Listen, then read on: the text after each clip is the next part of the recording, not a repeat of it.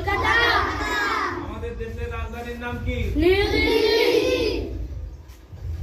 প্রজাতন্ত্র দিবস কবে পালন করা হয়? 26শে জানুয়ারি।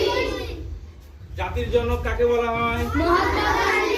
মহাত্মা গান্ধীর জন্মদিন কবে? 2রা অক্টোবর। শিশু দিবস কবে পালন করা হয়? 12ই জানুয়ারি।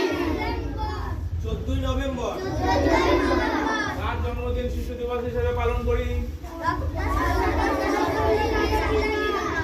কার জন্মদিন শিশু দিবস হিসেবে পালন করি? পণ্ডিত জওহরলাল নেহরু।